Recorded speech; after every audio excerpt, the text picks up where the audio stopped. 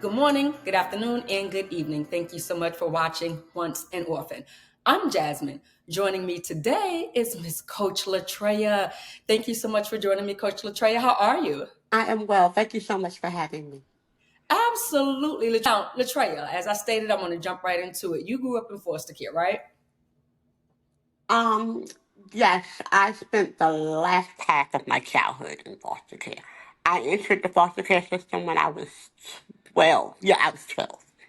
From birth to 12, you were with your biological family. I was with my biological parents. Yes, yes, ma'am. What took a turn at 12 years old that led you into being placed in foster care?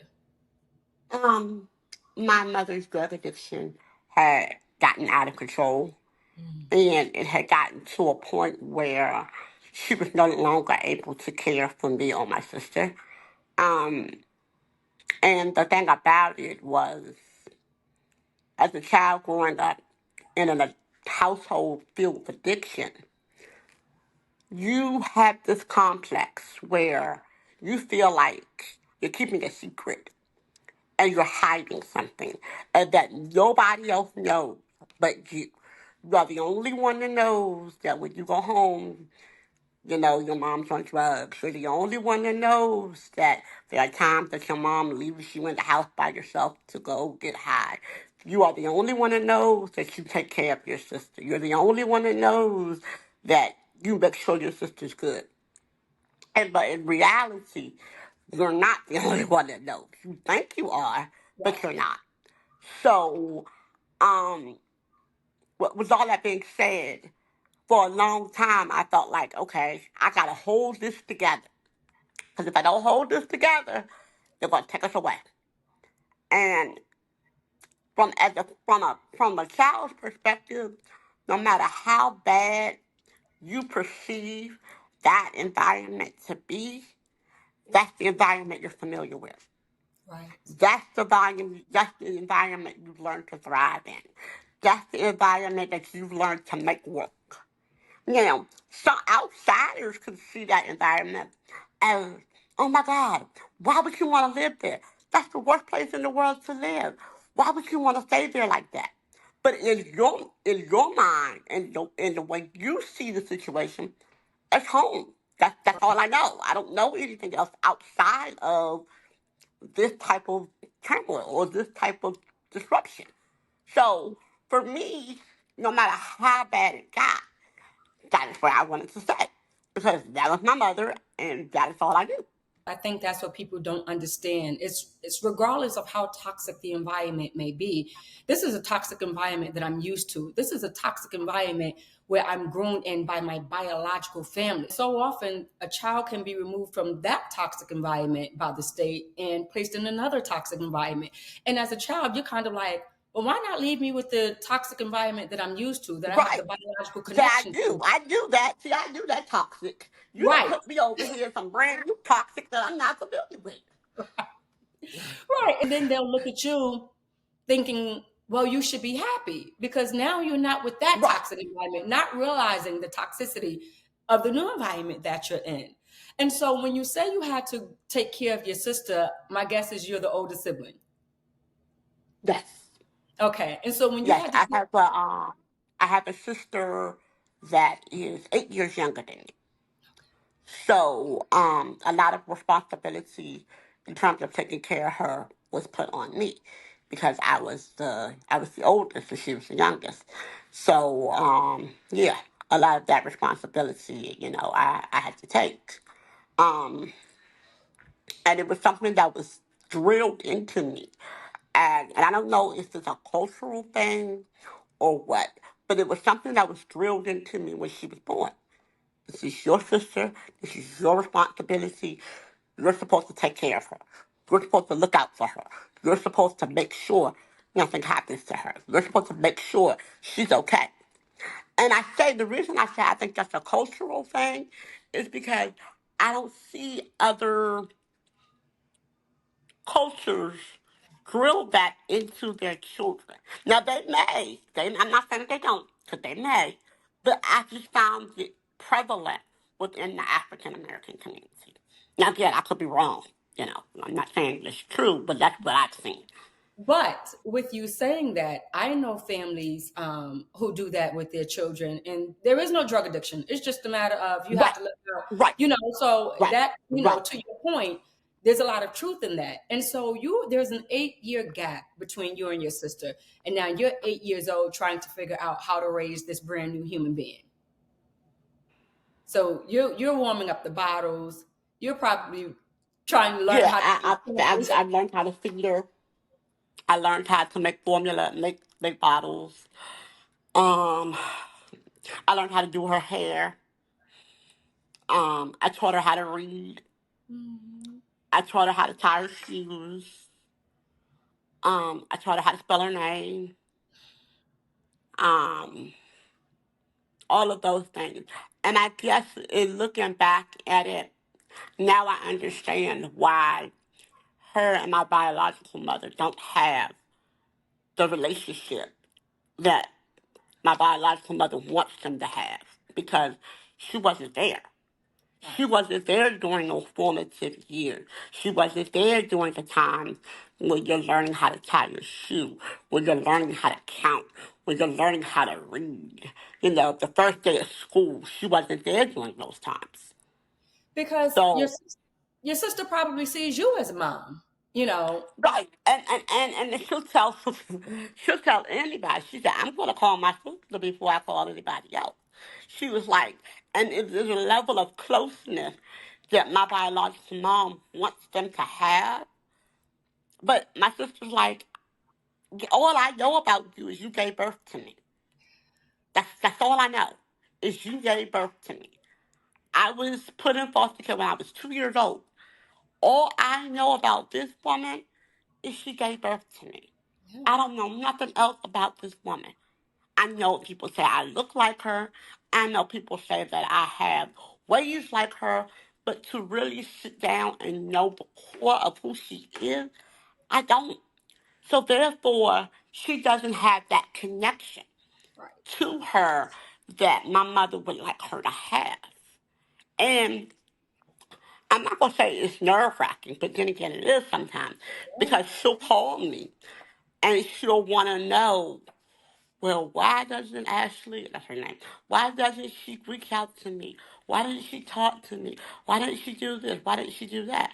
And I'm like, and it's a part of me that wants to be honest, and then there's a part of me that doesn't want to hurt her feelings. Right. So I'm Exactly. just like, I'm like, you know what? That's a conversation that you and her going to have to have. That's not something that I'm going to get involved in. That's not something that I'm going to speak on. You're going to have a conversation with her about that. And, And you know, and that's just where I leave it.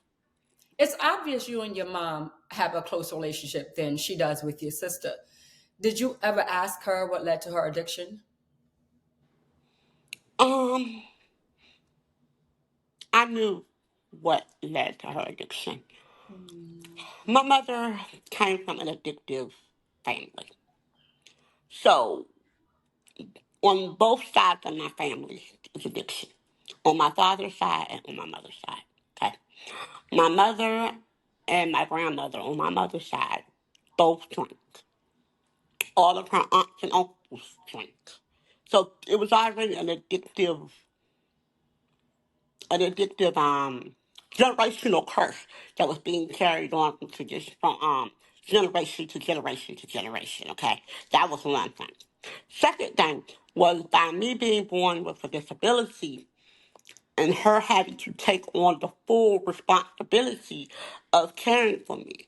That means going to doctors, going to the hospital, in and out of surgeries, taking care of me, making sure I had what I need. Just the basics of being a parent of a child with a disability. No help, no support, just her. And it became too much. Now, when I say this, I don't want people to feel like I'm making excuses for her because I'm not making excuses for her. But if you don't have the right foundation, there's no way that you can pass the right foundation on. And I tell people all the time, you can only work with what you got. Yeah. You can't make a peanut butter and jelly sandwich if you don't have jelly. You can't make a ham sandwich if you don't have ham. You gotta work with what you're given. And she wasn't given a lot, so she didn't have a lot to work with. That doesn't mean that she didn't have choices. Because we all are human, we all have choices. But in her mind, that was all she knew. She just that addictive behavior was all she knew. That's where it creates a wedge because a lot of people don't understand what she saw as a child and what likely led to her addiction. And so, and we see people, drug addicts on the street, and it's so quick for us to say, oh my God, they're a junkie, they're this, they're that, and we throw them away without understanding and without even knowing. Forget about understanding, because we have to Right. know first to understand, but we have no knowledge of what their childhood and upbringing was like to even connect with them on that level. So you live with your Right. mom for the first 12 years, and then at 12 years old, what happens? Um. Okay, so we're going back to when I said that I thought nobody knew. I thought nobody knew, Hmm. excuse me, what the situation was at home. So, come to find out, school knew. And the drug addiction was getting worse. I was going to school, malnourished. I was going to school. I was going to school kind of unkept, if you know what I mean. Hmm. And so finally, they called protective services. Protective services came out to the house, interviewed us, interviewed me, interviewed my mother, and they told her that she had to go into a treatment program. At first, she did not want to go because she was like, y'all don't want to take my children and you're not going to give them back. And the lady reassured her, no, we're not going to do that. She said, if you go into the treatment program and you come out clean, we're going to help you get on your feet. And so she was like, but I don't want to put my children in foster care. Because when you put your children in foster care, they don't come back. So that's when I had the bright idea of staying with a friend of mine that lived in the neighborhood. So I could stay in that neighborhood, still go to the same school, but I just stay with a friend. Hmm. And so everybody was on board with that. They was fine with that. And so when my mother went into the treatment program, I went to stay with a friend. The friend's mom ended up getting sick, and there was nobody else to take us. So, nevertheless, we ended up in foster care. There were some things that took place before you were placed in foster care. Hmm. And then you're placed with a complete strange family whom you've never met. And what was that like? Um, the first foster home was different because there wasn't a family. It was just a single mother. She had another young lady there, and it was me, this other young lady, and my sister. And I think we stayed there for about a year. And so, as you probably know, when you go into foster care, it's never supposed to be an extended stay type of situation. It's not, I mean, Yeah. a year is too long. You know what I'm saying? But they were giving her a year to get it together, okay? And a year is too long. But they hadn't expected us to stay in there as long as we did. Um, but I don't really remember. I mean, I remember that foster home, and I can't say she was mean to us. She was just, she was just I mean, she wasn't like super sweet or anything like that, but she wasn't mean or abusive or anything like that either. She was just, an average person, I guess. Did you face any, because I think in one of your videos you mentioned something about how you were mistreated in regards to your disability? Yes, there have actually been quite a few homes that I had been in. where I was mistreated because of my disability. Um, One home in particular, I remember. Again, another single woman. She had two children, two biological children of her own. She had two girls. She had a baby, then she had an older girl. And um, I was not allowed to sit in the living room. I had to sit in the bedroom. I had to go, as soon as I came home from school, I had to go to the back room. I wasn't allowed to sit in the living room because she didn't like what I looked like. She couldn't stand to look at me. Um, I had to eat from paper plates and plastic forks and paper cups because she didn't want me to touch anything because she was afraid whatever I had would jump off of me Right. onto her stuff and her children would somehow get it. So, yeah. I, And then the I I think the reason why I'm smiling, not because it's funny, is because what she may not have known at that time was that she likely ate off of the same spoons and forks in restaurants that someone with AIDS ate right, off of, and right, right, right. it turned out to be okay, right? Yeah. So you go into foster care, and then you mistreat a child because of their physical defects, but you're treating everyone else like it's family, like it's totally fine. And as a child, that had to make you feel like what? Well, as a child, and I tell people all the time, the messages that you receive are based on the experiences that you go through. So if the experience a positive experience, you're going to receive a positive message. If the experience is a negative experience, you're going to receive a negative message. So in that particular at that particular time, the message I received was I wasn't worthy. I was only worthy to be thrown away. I wasn't good enough to eat off of regular stuff. I wasn't good enough because I had a disability. I wasn't good enough because I had a disability. I wasn't anything. I wasn't nothing. You know, I wasn't I wasn't anything. How many So homes were you in? 6, yeah. So you went in, hold on. So you went in foster care at 12 years old, Hmm. and six different homes. So that averages about, because at 18 you probably age out. What state was this? Well, no, I didn't age out at 16. I mean, at 18. I wish now going back.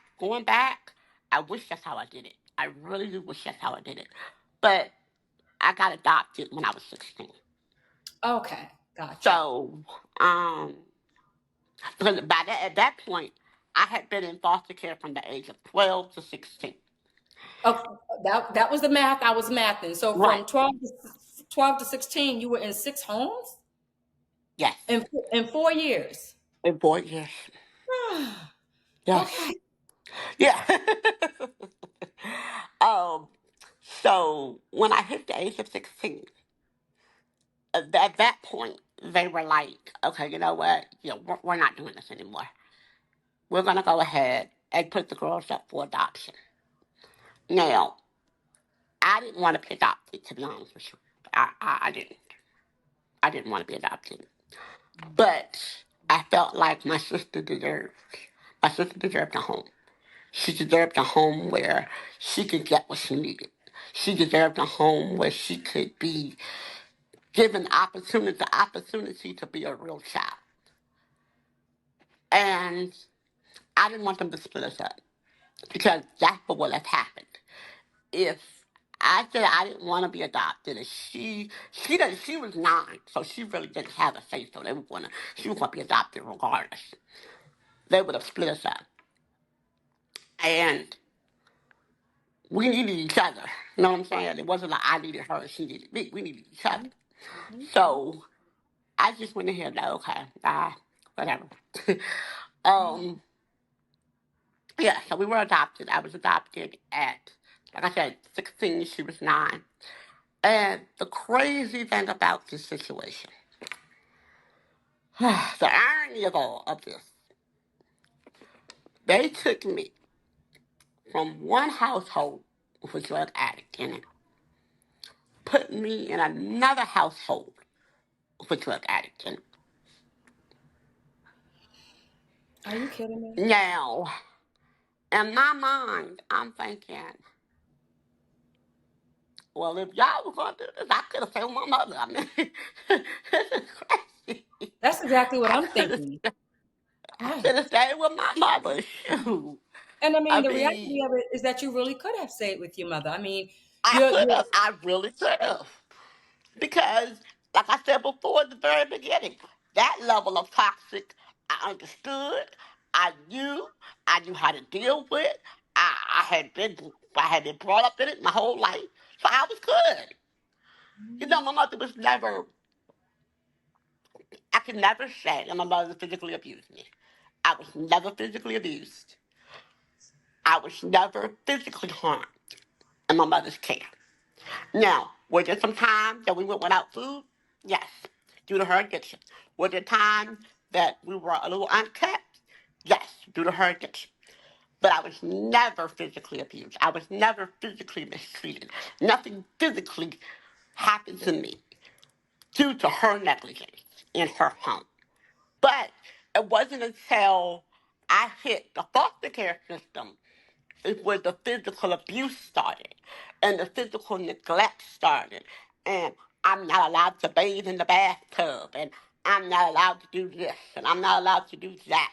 None of that. You would think those were the things that would be happening in my mother's home due to her addiction, but it didn't. Those things didn't take place until I hit the foster care system. It was strangers. The ones that were supposed to be taking care of me were the ones that were doing the abusing, the ones that were doing the mistreating, the ones that were doing the all the craziness. So, and I'm sorry, I'm sorry I'm getting loud about this. I'm not getting loud about it, you but fine. I'm passionate about it because I want people to understand that when you take a child, when you make that decision to remove a child from a home, and I understand there's some homes out there with some children in it that are being sexually abused, molested, all of that.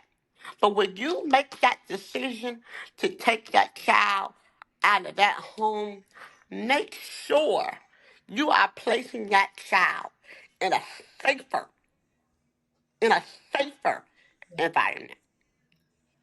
Did Not I? equal to what you took them out of, but safer than what you took them out of. That should always be the goal. Absolutely, because that's the whole point of foster care. That's the whole point of adoption. Did I hear you say in one of your videos that in one of your homes you were not fed because of your disability? Was that ever the case? No, I was fed. What happened was I was fed, but like I said before, I was fed off of different things. Like I had paper plates, paper forks, paper cups, stuff like that. When other people got to use real dishes, I didn't get to use real dishes. I had to use plasticware, paperware, and stuff like that. What state was this? What state did you grow up in? Oh, Maryland, Maryland? the Washington, the Washington D.C. area, Maryland, Washington Oh, D.C. okay, okay. State Yeah, area. and I'm always curious to know this because the adoption and foster care laws vary from state to state, and I'm just curious to know how that all worked out. Now, in the event the social worker came by, was there by chance any hope that, oh my God, I got a chance to act like a normal kid today or feel like a normal kid today? Because they are supposed to come in and check on the children and see how things are going. What was that like for you? Well, that's where you become the best actor you know how to be. You become the best actor you know how to be because you better put on a good act while that social worker's there. Because when that social worker leaves, and you didn't put on a good act, you're gonna get it when she leaves. I think that's so. And that could be anything from standing in the corner till your legs got numb, or that could be, you know, getting physically spanked. It could be anything. So you better make sure you got your acting chops together when that social worker comes. Wow. Wow, wow. Because, Yeah. you better put on a good front. You'll suffer the repercussions if you don't. And my mind Oh, goes back yes. to, yeah, my mind goes back to one particular kid who had autism. And I mean, the only thing he wanted was his daily news.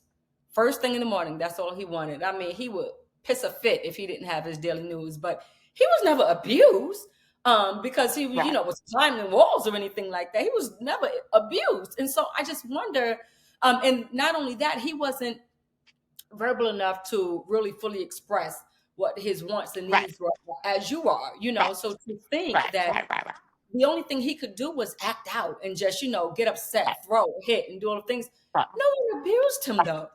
But to right, know that you were still able to articulate your thoughts, your feelings, your emotions, and then everyone is looking at you like you're not human, so you don't have feelings, and it's okay to treat you this way. right. And like I said before, based upon that, you were taught. You were taught. You know, when that social worker walk in that door, you better not tell them certain things. There's certain things you're not supposed to tell them. There's certain things that happen that you just don't tell them. And even when you did tell them, they didn't believe you. That's the They didn't sad believe part. Yeah, that's the Because sad in their mind, all you are is a child that just wants to leave and go back to your parents. Well, in actuality, you are, but these things are really happening. right. It's so unfortunate because now you look at it and you see these state representatives who are supposed to advocate for the children don't listen to the children, and they really don't represent the children as they're They supposed to. don't. They don't. They don't. And that's why I tell people all the time, if you need help, get the help you need. Because foster care, it changes your child. It changes, it changes them. They're not the same child. When they come out of that system, they're not the same child that went in that system. If they're lucky enough to come out. You didn't ask for this. You didn't No, ask to, and I think that's why it's so important that we talk about these things, because people don't realize I didn't ask for the life that I was handed. I didn't ask for, the abuse. I didn't ask to be born with a disability. I didn't ask to be born, with all of these things. And yet here I am suffering from it. At any point throughout all of this, were you ever angry? And if so, who was that anger directed to? um, I can't say I was angry. I was confused. I will say that. I was confused. And, I have a very deep, close relationship with God. So I would talk to God often, like, okay, God, I don't know what you're doing. I don't understand. You gonna have to explain something to me because I'm about confused right now. I said, okay, first I get the disability. Okay, got that. Then I have the alcohol/drug addicted parents. Got that. Then you take me from my parents and put me in a foster home where I'm being abused every other day because I have a disability. So God, you gotta make this make sense to me because I don't know. And I remember one day, I think I was standing in the corner for something. I don't know what I did, but I was standing in the corner.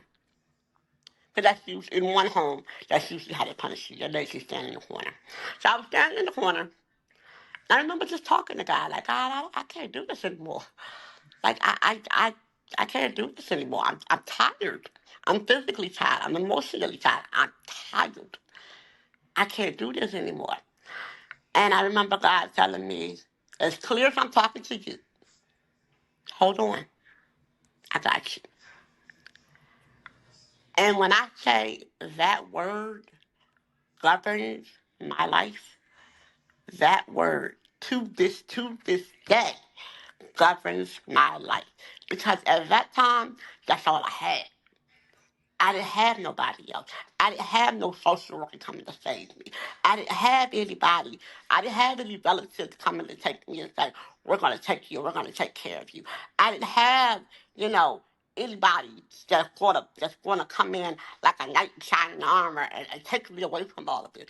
All I had to stand on was the word of God. And God's word shall not lie. It shall not return void. So when he told me to hold on, he had me, that's what I did. That's what I did. Now let's go back for a second, Latrea, when you openly talk about your disability. What is your disability? Because to me, you're perfectly fine. You perfectly normal to me. But for those who don't Well, know, it's funny that you say that because a lot of people say that. A lot of people don't believe that I'm disabled, which I am, but I guess I don't look the part. I don't know. yeah. I have a disability. It's a rare genetic disability. It's called Pfeiffer syndrome. It's spelled Pfiffer, and it's a chromosomal syndrome. And what happens is when I was born, the bones did not fuse correctly in my body. So when we're born or when God creates us, He creates us in a way that our bones are supposed to fuse in a way that protects our body. My bones did not fuse properly in certain areas. It more or less would be like my head. When I was born, I had areas around my head that I didn't have any bones. Like my skull was missing bone. There was places in my skull that was missing bone. And what little skull I did have was sitting on top of my brain, and it was crushing my brain. So, I had my first surgery when I was 2 months old. I've had over 35, 45 operations, bone grafts, skin grafts, you name it, I think I done had it. So when was your last operation? My last operation was 2009. 2009, and that put you at how old? Mm. Let me see. I just had my daughter. So I had to be about 28, 29, maybe 30. So between 2 months and maybe 30 years old, you have undergone a series of, we said roughly 45 Mhm. operations. Yes, ma'am.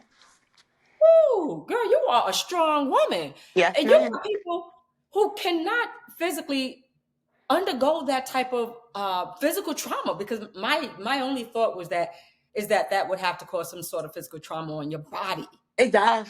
It does. Again, I'll go back to, I think I was 9 or 10 years old, and I was being wheeled in the operating room for yet another surgery. And I went back to God, like, God, I can't do this anymore. My body is tired. My body is physically tired. I cannot physically do this anymore. I can't. I can't. But God is made strong in the midst of your weakness. Girl, So you better at your say that. weakest point, that is where God is your strongest. Now, when you was telling God these things, God, I can't do this anymore. God, I just can't. God, I can't. What was your expectation? What did you want to change? What did you want to happen? Because for some people, God, just take me out. Just let me take me Well, now. it was so funny because I didn't want to die. I just wanted to stop having surgery. I Mhm. just wanted to be what a typical, and I hate the word normal, but Right. a typical child. The new typical children thing. That's all I wanted. I didn't want anything spectacular. I didn't want anything big. I just wanted to be a typical child. And it wasn't until I hit my late 30s when it all started to make sense to me as to why I had to go through all of that. I had to go through all of that for moments like this, for moments where I get the opportunity to share the goodness of God and to share what God has done for me and to share how God has brought me out and brought me through. Mhm. Because if I hadn't have gone through any of that, I wouldn't have a story to share. You're I right. wouldn't have anything to share. I wouldn't have anything to show. So I feel like God used my life as a testament to who He is.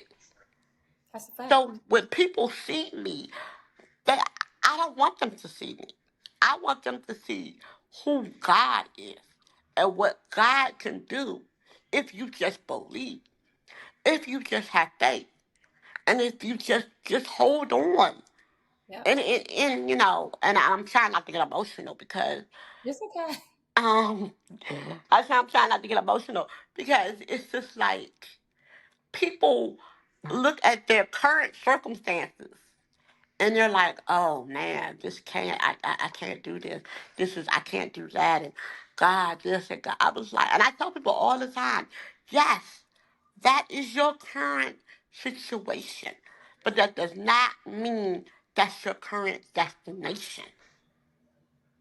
There's gonna be a tomorrow. And Hmm. it might, your tomorrow may look nothing like your right now. Yep. Your tomorrow may look similar to your right now. Hmm. But if you can get over to that tomorrow, then you're doing something big. Right. But you can't get to that tomorrow if you give up. Exactly. It's almost like God picks his strongest soldiers to go through certain things, you know? Yes. And like we said a moment ago, people look at your strength and they act like you don't bleed when they cut Right. you, you know, Right. because the only thing they see is your strength. And it's like, hello, I'm a human being. Hello, you Right. know. Hello. And I think and we're Right. so disconnected from that because people really they look at Latrea and be like, oh my God, she's so strong, not knowing that when you lay your head on the pillow, you're asking God a ton of questions. God, why me? Why do I have to be this way? Why do I have to be treated this way? Why? And then you go to sleep like that just to wake up in the morning and then you have to act quote unquote normal just so that you can appease to everyone else. And But you no, know, the thing about it for me is that I used to appease everyone else. I when I was in my early 20s, um, I used to turn myself inside out, upside down to Mhm. appease to other people. And after a while, it got exhausting.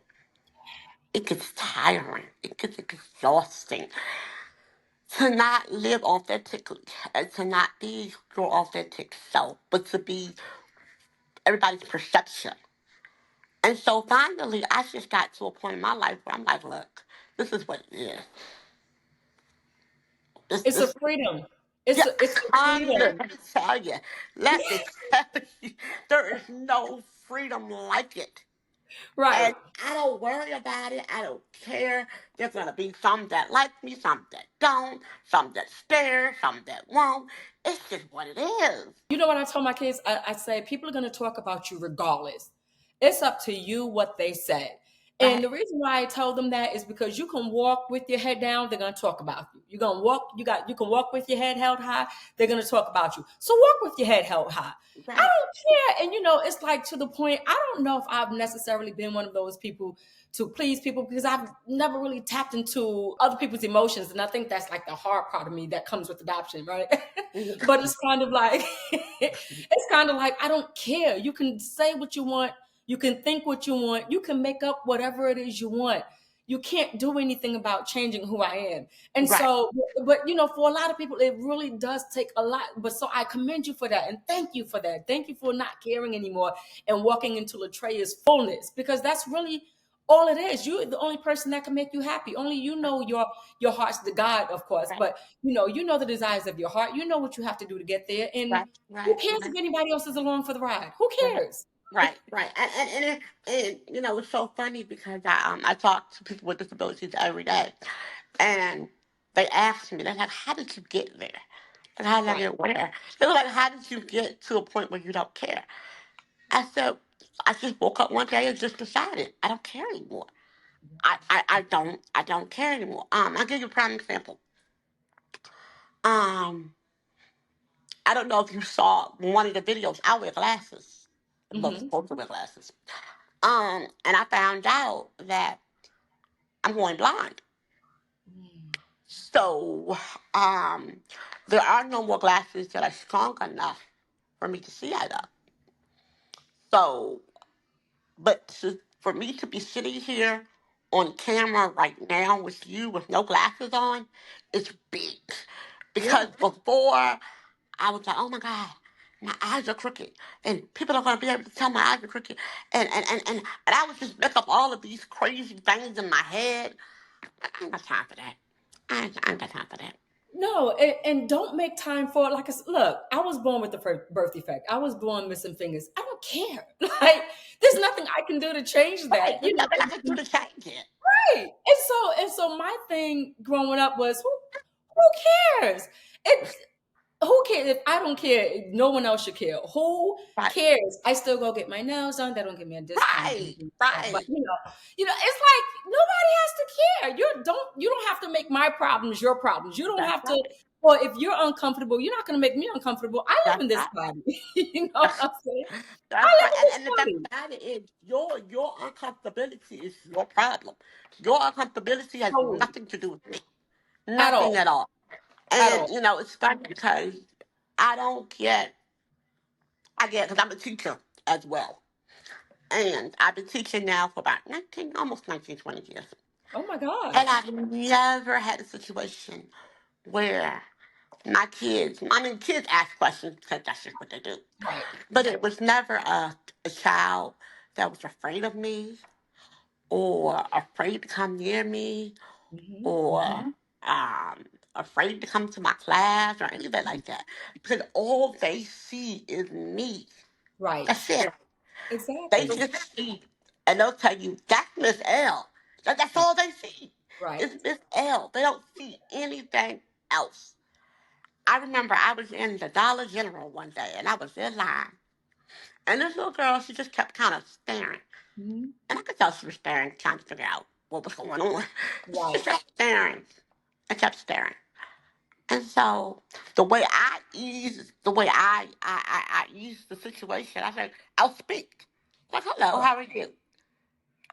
And then she was like, oh, she can speak. Hmm. And her mom was like, don't stare. It's like, stop staring at her. I Hmm. like, no, don't tell her not to stare. I said, because Right. she's a kid and she Right. doesn't understand. I said, if she sees Exactly. something that she doesn't understand, Right. and that's just human nature. When you see something that you don't understand, you're going to stare. Hmm. I said, that's just human nature. Yeah. And so I started talking to her. I was like, well, how old are you? I'm 4. I have Barbie dolls at home.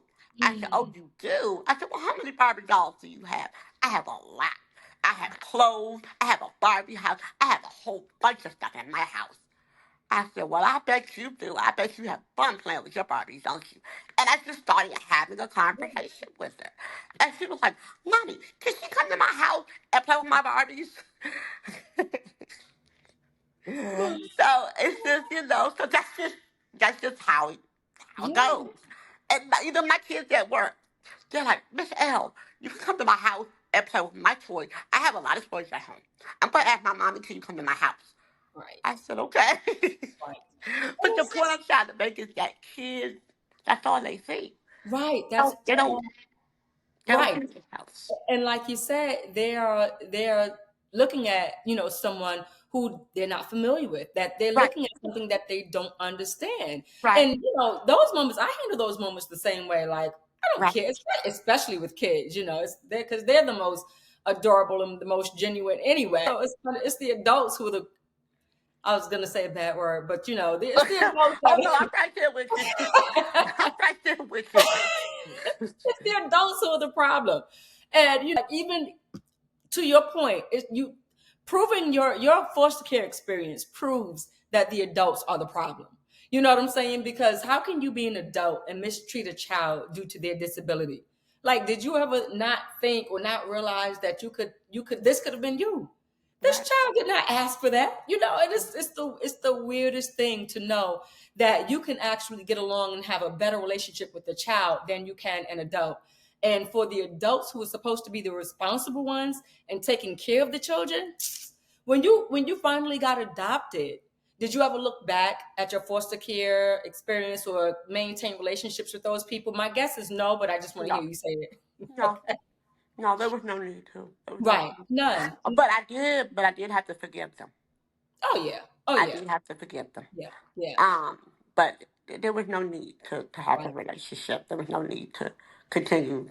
There was no At all. at all. Um, at all. And so how is the relationship now between you and your mom? Um, we have a very interesting relationship. Um, and I say this because we've been through a lot together. You know, we've been homeless together. We've been through a lot together. And she will always be my mother. No matter what happens, no matter what goes on, she will always be my mother.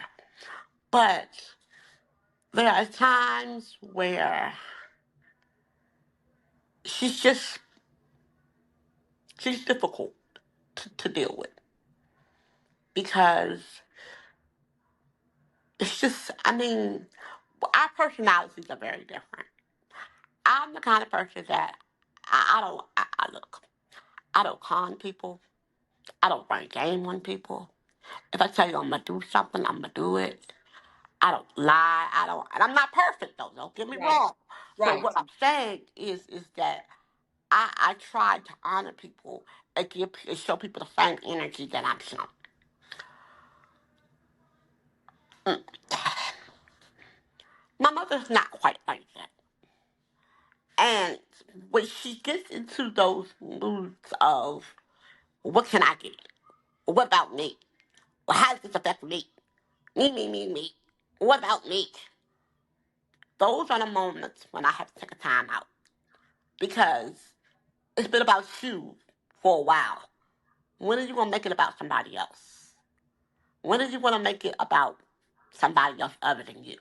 When are you gonna make it about helping somebody else? When are you gonna make it about pulling somebody else out? When are you gonna make it about that versus, well, I need this and I need that and I need this and I need that. She has this sense of what's the word I'm looking for? Entitlement. Mm, Like the world owes her that's something. hard. And I'm from the school of the world don't owe me nothing. Right. I gotta get out there and make it happen like everybody else gotta get out there and make it happen. Yeah. Deaf, blind, and all. I gotta get out there and make it do what it do. Listen, Ray Charles did it. Stevie Okay? Wonder did it. So we can't make excuses all the time. And my heart goes out to even her because, she was even dealt a bad hand. And so, it just sort of trickled down. And now you're at a point where as a mom, you're like, nope, I'm going to stop this for my daughter. Right. Do Right. you do you understand your sister's feelings though Oh about yeah, yeah. okay. I completely understand her feelings, and we've had a number of conversations with her about that. And I don't push the issue with her. Mhm. She chooses to separate herself from that. She chooses to not be involved, and that's because that's her burden to bear. That's Yeah, her bridge to cross. yeah. And when she's ready, she will. When she's ready, she will. But it can't happen until she's ready. Right. And that's what I told my mother. I was like, it can't happen until she's ready. And she was like, well, I don't understand. You know, I was a part of her life at one point, and now she doesn't want to have anything to do with me. And I don't understand why. And I said, you've got to be patient with her. I said, because there are things going on that she just can't deal with. Yeah.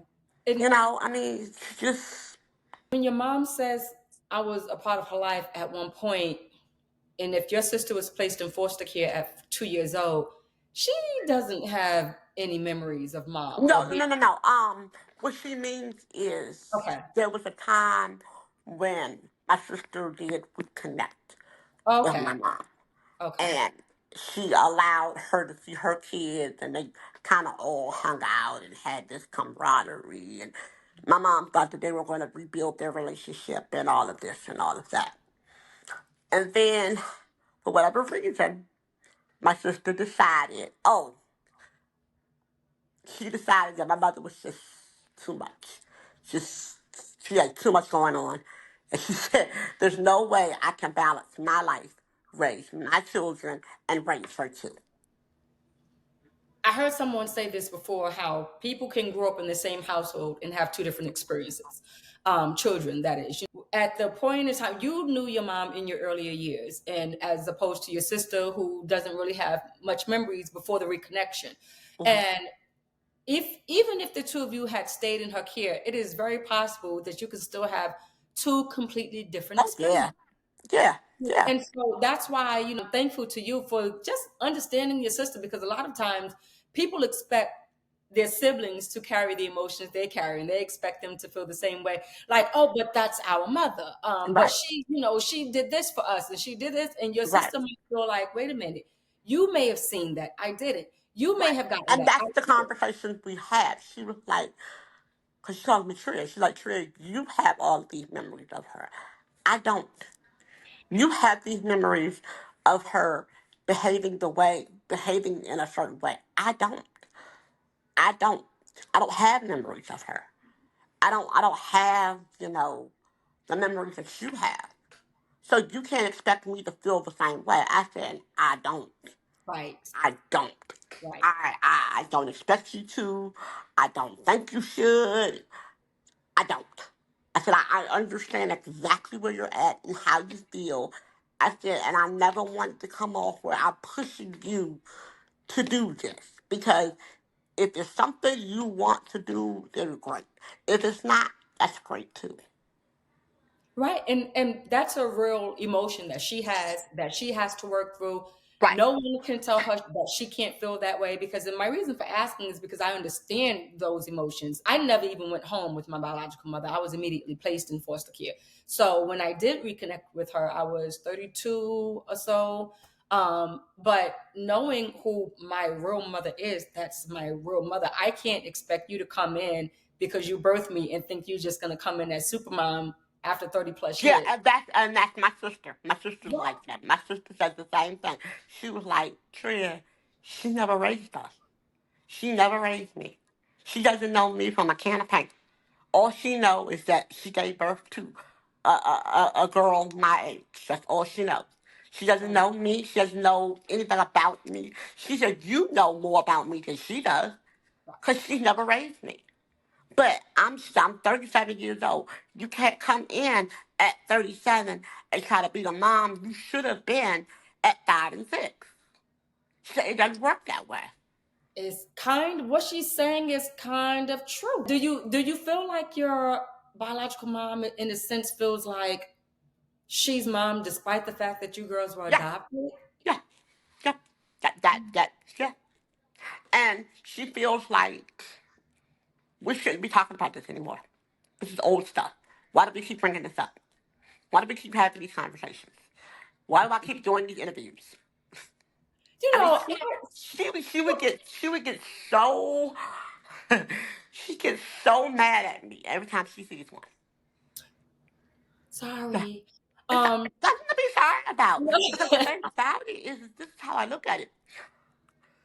If it helps somebody, right. if it helps one person, if Yes. one person can come back and say, you know what, because I saw your interview, or because I saw your story, or because I heard your story, I feel better, or I feel motivated, or I feel encouraged, then it's all worth it.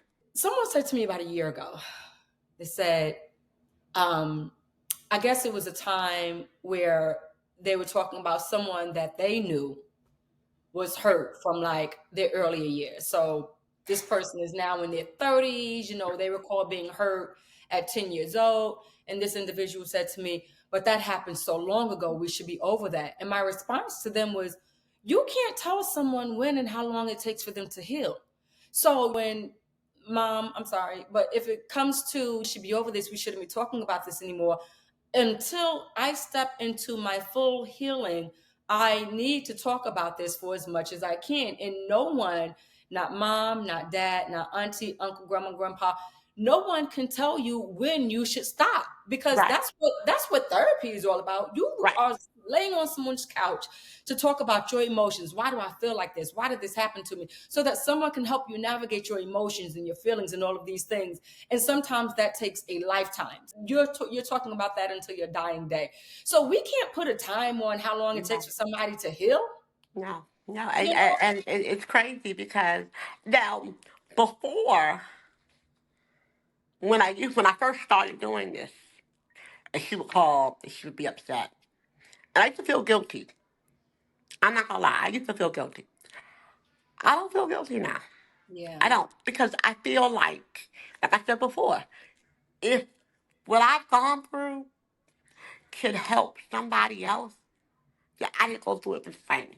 Yeah. I didn't go through it in vain. My friend always, and my friend used to tell me all the time, she was like, a hit dog will bark. She was like, so that means if she barking, that means she was hit. That Yeah. means she's starting to feel guilty about the parts that she played. Right. So if you don't like how your character is depicted, you should have played a better role. Absolutely. This is not what you wanted. And then to grow up in foster care with these different families, abuse coming from this way, abuse coming from that way. You're not asking for this. When you look back at it, you're like, this started because mommy didn't handle her addiction. This started because daddy didn't handle his addiction. All of it, and it's not on you. Right. It's not on you. So don't carry that guilt. And Oh no. she has to come, mom, you have to come into that where you're understanding your children. And that's one thing I can say my biological mother, she really understood, because she's my biological mother. My real mother is who my real mother is. Shout out to Mama Right. Brown, because everyone knows her as Mama Brown. My biological mother, she understood who she was in the role that she played in my life, which was just birthing me. And she know, and I think that's the reason why we got along so well, despite the fact that I can see so much of myself in her. And I was like, oh, now I understand who and how I am. But she never overstepped her boundaries. She was always asking, how's Mrs. Brown, all of these things, because she understood her place. And because of that, we were able to maintain a relationship prior to her passing, because she never tried to feel like, I'm your mother. Hold up. Wait a minute. And it Right. wasn't any disrespect to her, because she knew her place and she understood that. So Right. we Right. we, Right. we Right. maintained a very And I healthy. think that's what my sister was striving for because my adopted mom is the only mom my sister knew. Like that's just if you ask her to this day, Donna Mance is her mother. That's just who her mother is. That's the only mother she knows. And well, in terms of mother figure, and so when they did reconnect, you're like, oh, okay, well, great. This is the one that gave birth to me. But this is the one that was there when I was sick. This is the one that was there when I started my period. This was the one that was there, through the ups and downs. This is the one that was there when I needed her. Yep. You, no disrespect, but you Right. were not. Right. And that's the thing. I'm with your sister on that. And it's nothing to, we're not taking anything away from our biological mothers, but what we're not doing is we're not going to allow our biological mothers to also not take anything away from who our mothers are. And I don't care who says what about Right, anything. Right, wrong, and indifferent. Ann Brown is my mother. Now, she didn't carry and birth me, but that's my mother, and right. she's always going to be my mother. So it's like we have to really and fully understand and try to tap into those other emotions, because I mean that's what this is all about. It's just one of those things that gets a little crazy, and we don't understand it as and I say we, generally speaking, because I'm not an adoptive mom or a foster mom, but they don't understand it and they don't get it, that your role in my life was what it was. I'm thankful to be here. And, it's so funny that you say that because my sister said the same thing. She said, your role was what it was. Your role was to bring me into this world. And I appreciate it. I thank you for bringing me into this world. I couldn't have got here no other way. But maybe that was all that you were supposed to do. And she's right. And this is one thing I also say, and then I'm gonna let you go, because this is because when it gets heavy, it'll get long. But this is one thing that I always say: the assignment. was not, when it comes to my biological mother, the assignment wasn't for her. The assignment was for my mother. You will never hear me when I refer to my mother. It is, she's my mother. I only have one. But Right. the assignment for, when it comes to my biological mother, the assignment wasn't for her. She completed her assignment when she birthed me. Right. She birthed you. Right. That was her assignment. The assignment was for my mother to raise me, to groom me, because that's the one who signed my permission slips, who bought my school clothes, my cars, who paid my rent, who gave me the credit cards. There's only one person who did that for me. And Right. so how dare I, because now I know who my biological mother is, start saying to my mother, oh, my mother. My mother would be like, wait, what? Who did what? Yes.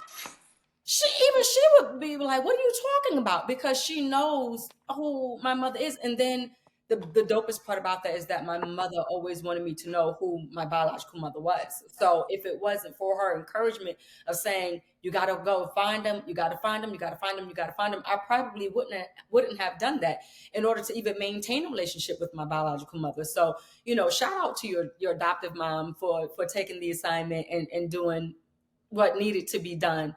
But nothing against biological mom, but she has to understand that, because I understand your sister fully. I do.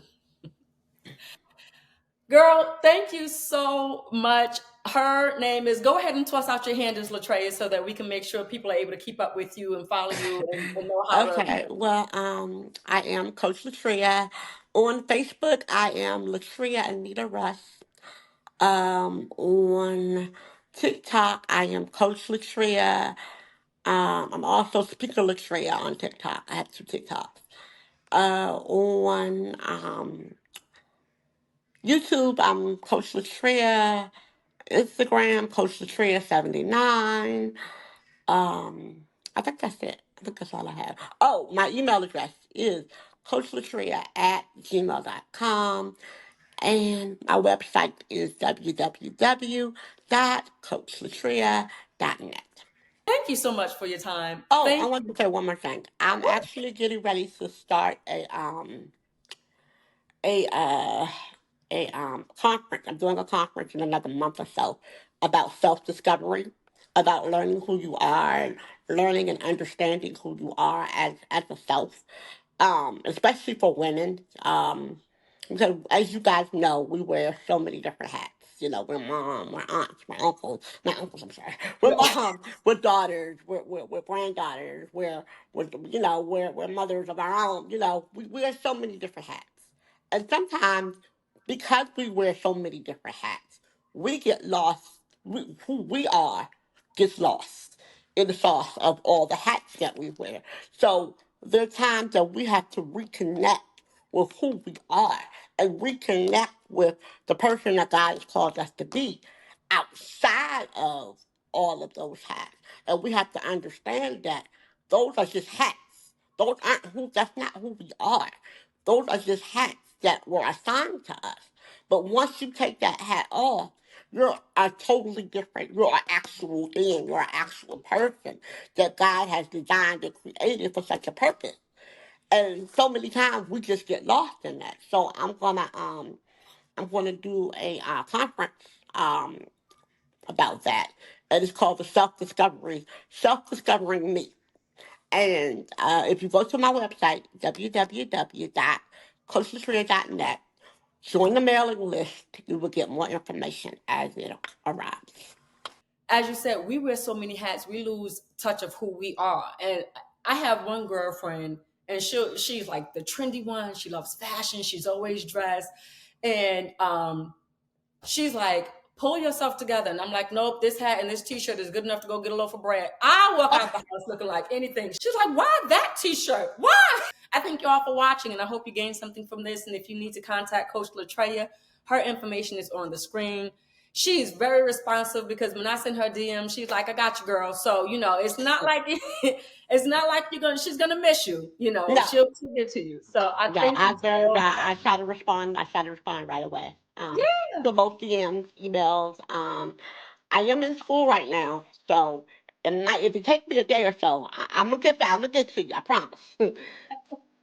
Well, thank you so much. I appreciate your time, and we're going to be in touch.